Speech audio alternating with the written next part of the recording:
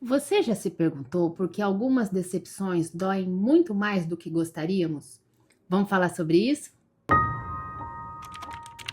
Por que será que um silêncio, uma mensagem não respondida ou uma mudança de planos pode gerar na gente uma sensação de rejeição ou desvalorização tão intensa? Muitas pessoas acreditam que o sofrimento vem daquilo que aconteceu, mas muitas vezes esse sofrimento está sendo construído ao longo da vida toda da pessoa. É comum ouvir por aí que a melhor maneira de evitar o sofrimento é não criar expectativas, esperar menos das pessoas e ter uma visão racional da vida. O problema é que isso ignora um aspecto muito importante nosso. Nós vamos sempre criar expectativas, mesmo que a gente não tenha consciência disso. Criamos expectativas quando imaginamos quando vai ser uma conversa, quando esperamos o reconhecimento do nosso trabalho ou quando projetamos para o futuro idealizações da nossa vida. Muitas vezes a decepção ela aparece justamente porque entre o que de fato aconteceu e aquilo que imaginamos não coincide. Esperamos que o afeto que vem do outro venha da mesma maneira que é importante para nós. Aguardamos que as nossas necessidades sejam atendidas sem que a gente precisa comunicá-las.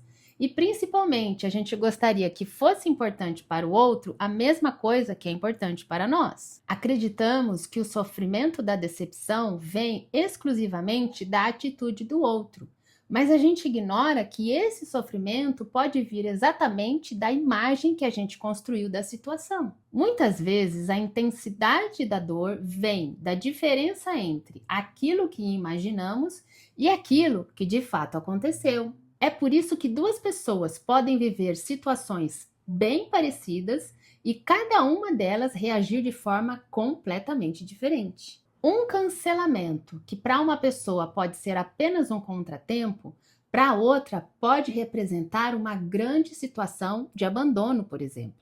Uma crítica pode ser percebida como uma oportunidade de reflexão ou, por outro lado, uma confirmação de inadequação. Um silêncio pode ser entendido como apenas um esquecimento ou como uma prova de desamor. A diferença está entre o fato em si e a construção emocional que vem sendo feita ao longo da história da pessoa e os significados que cada palavra tem para ela. O que acontece no presente muitas vezes encontra correspondências de experiências passadas que foram muito traumáticas para essa pessoa. Então, essa repetição, ela traz o trauma novamente. Então, é por isso que, às vezes, o que acontece pode ser menos importante do que aquilo que aconteceu lá atrás. Então, uma coisa acaba puxando a outra. A criação de expectativas, ela não é um defeito a ser corrigido, mas uma característica nossa com a qual a gente precisa lidar de uma maneira mais tranquila, porque a gente vai sempre criar expectativas. O problema é a gente não observar o que está sendo de fato colocado na realidade e aquilo que a gente imaginou. A questão aqui é a gente perceber o quanto que a nossa estabilidade emocional depende de expectativas externas. Então a gente precisa separar o que é importante para nós e aquilo que as pessoas podem oferecer para nós numa relação, né? Então, a gente não pode depender 100% daquilo que a gente espera do outro. É importante a gente comunicar as nossas necessidades, dizer o que a gente precisa, mas ao mesmo tempo a gente tem que estar atento ao que vem do outro e não idealizar essa relação, né? Porque muitas vezes a gente prefere imaginar o que o outro está pensando, sentindo, fazendo, ao invés de perguntar, pedir desculpas, comunicar que você precisa que algo seja feito de uma maneira diferente do que está sendo feito agora.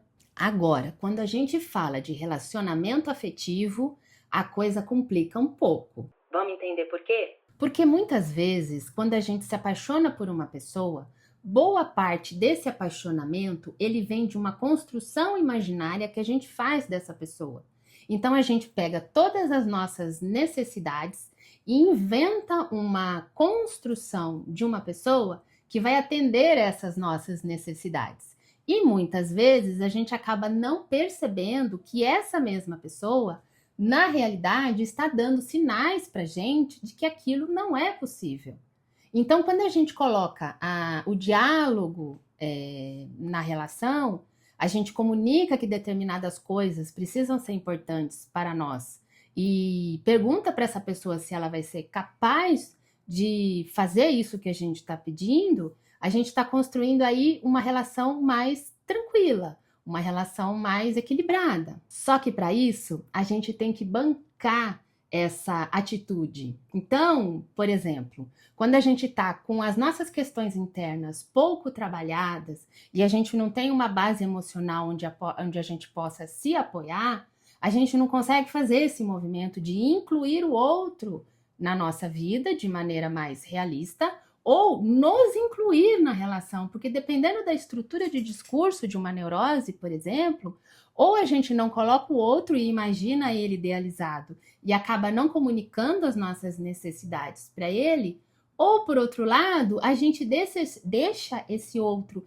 invadir a nossa vida e colocar tudo que é importante para ele em relação a nós, e a gente não faz o movimento oposto, que é colocar aquilo que é importante para nós.